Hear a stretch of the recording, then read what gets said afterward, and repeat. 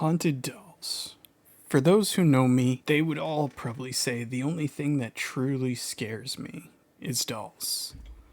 But what truly inspires fear is the idea of them moving, speaking, and acting out when they should be static and unmoving.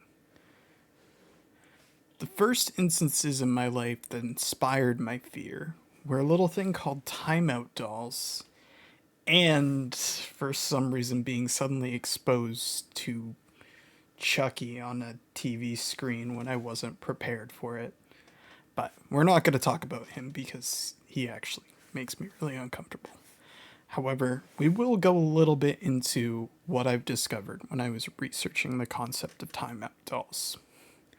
Now, there is a lot of mystery to the concept of these faceless children, and I only recently discovered that they were actually popularized being used at car shows for some reason, with the reason being construed in multiple different ways. Some say that it was used to hide scratches and imperfections on the cars when they were being judged, while others say it's to remind the car owners of their childhood. All I know is after turning it around to discover it being faceless as a child, really messed me up. I'm also really bummed that somebody went and made a whole little horror short about it, but then only put a really boring jump scare at the end. So somebody get on a cooler one preferably. But just the concept of them being faceless, but the chance that they could be haunted and moving like the other haunted dolls out there, just it's really unsettling for me. So the first actual haunted doll that we're going to talk about is something that's extremely famous, but I've recently found that a lot of people don't actually know him. He is currently referred to as Robert. He's thought to be one of the most active dolls of all time and was originally owned by Robert Eugene Otto, of where Robert gets his name, and is thought to have been a gift from his grandfather after a trip to Germany in 1904. But there are some stories that haven't had proven validity that say it was hexed by a former servant of the family and then given to Otto, who proceeded to be referred to as Eugene for the rest of his life. This doll was quickly referred to as a constant source of accidents surrounding Eugene, and even led up to an evening where his parents were awoken to him screaming and surrounded by overturned furniture and destruction. And Eugene insisted that Robert did it. And the validity almost seemed to be proved when, following that, there were constant mutilations of Eugene's toys, where it's almost like Robert was jealous of Eugene playing with something different. But that constantly continued to be Eugene's companion everywhere he went, and he always used to talk to it as if it was another person, like you or I sitting next to him. So, was it an imaginary friend? Was it a spirit? Was it just... who knows? It was his constant companion until the late 1920s, where Eugene finally left to pursue art school, only to return around 1930 when he returned home with his new bride Annette Parker, who he had met in a school in Paris. And after returning to Key West, yes, Robert is a Florida man, Eugene made a room for Robert in the attic like he was a child, where he continued his paranormal occurrences, such as moving around when people arrived. There was a story of a plumber that was convinced that he saw him move when he was working up there. People who visited said that they would hear running upstairs. It was extremely strange and continued on like it was nothing until about 1974 when Eugene died, of which he was still referring to Robert as a real person the whole time. After Eugene died, the house was then purchased by a woman named Myrtle Reuter, who then had to take on Robert.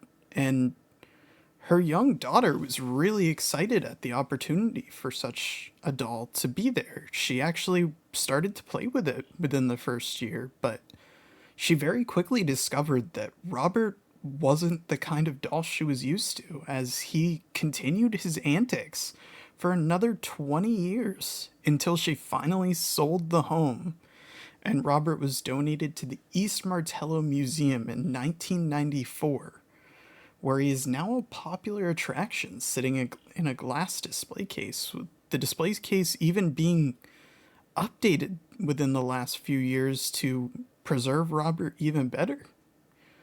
He's also been showcased in many, many times in various paranormal programs and events, even hanging out with Zach Bagans, but I mean, we all know about Zach Bagans. And every time he's ever been insulted by people visiting him or chastised, he seems to receive another letter of apology sent to the East Martello Museum, because everyone seems to continue to say that if you ever insult him or you don't ask for his permission, then misfortune will occur to you after your visit.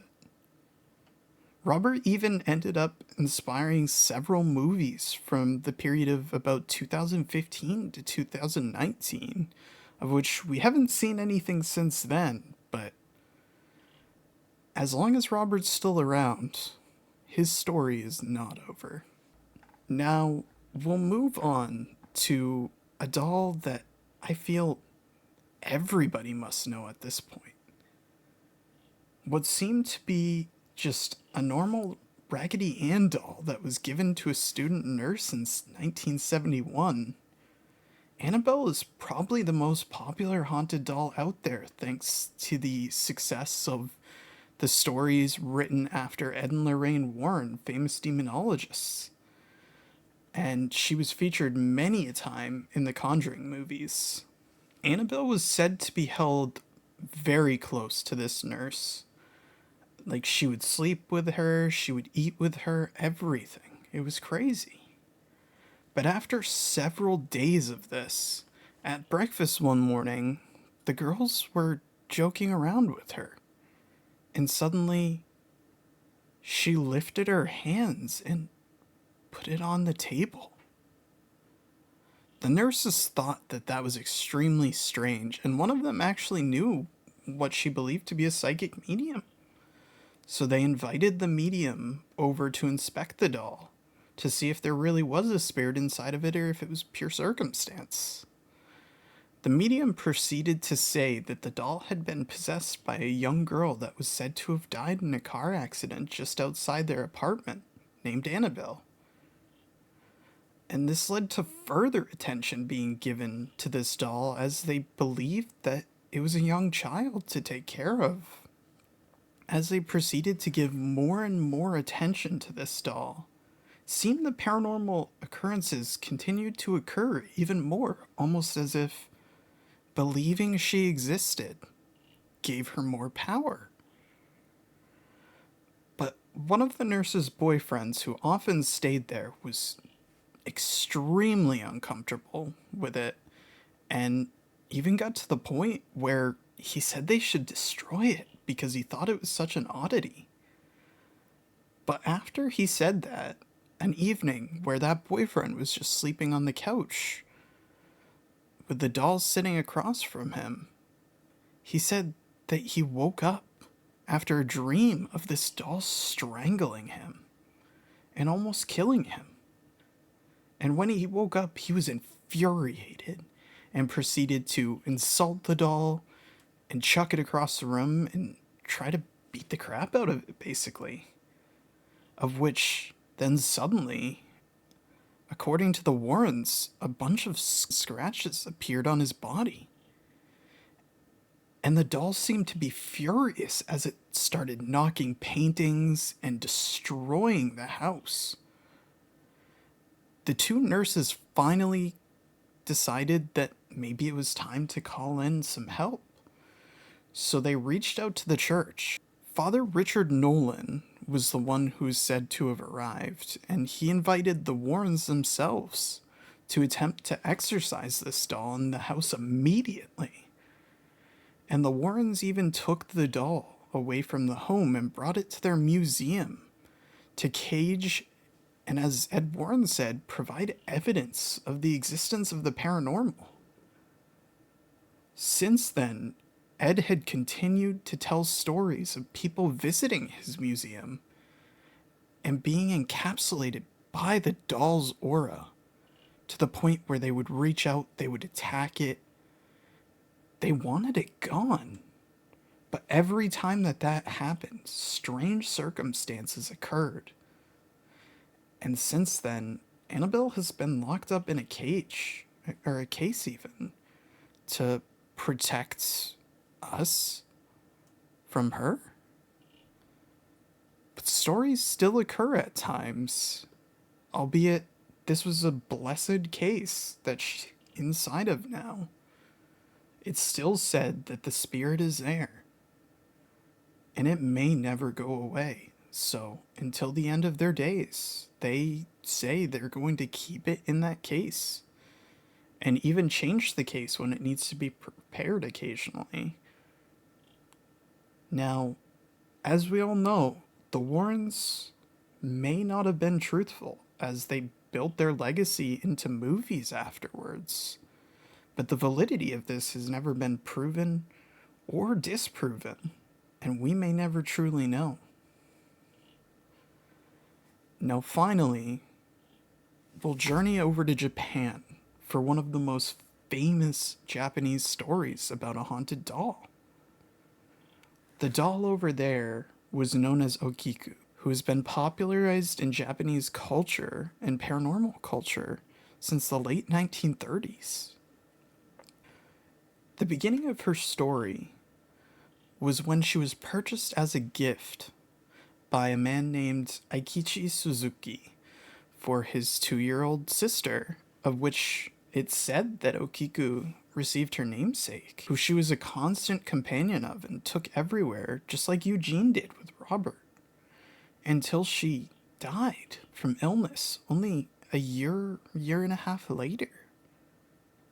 The family was devastated, and they put the doll on their household altar, where they often prayed in her memory. But after a short period of time of them doing so, the family began to notice something strange. The doll once had a very short bob cut-esque hairstyle, and it had started to grow at the same speed similar to a human's. The family concluded that the restless spirit may now be inside of the doll, and they kept it and cared for it for several years, until about 1938 when they moved and left it in the Menenji Temple, where she remains until this day. It's said that her hair continues to grow and is maintained regularly by one of the priests, as it is said that he received a message from the child to keep her hair trimmed. Stories continue on with some saying that the temple even allowed for her hair to be tested, and it was confirmed to be human hair.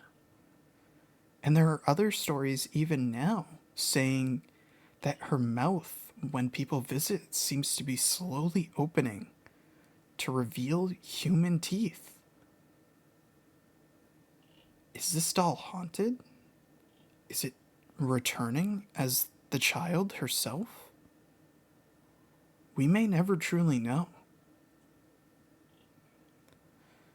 But it seems that these eerie artifacts, as long as these stories continued to be passed down, that the hauntings and supernatural instances may never end. Is it us giving them power by believing in the existence of these powers? Are spirits truly inhabiting them? Or is it just a way to make money or popularize the concepts in media? Until the day that one of these artifacts truly decays into nothingness, will we ever truly know? But for now, all I know is they scare me. And I'll leave it at that for now.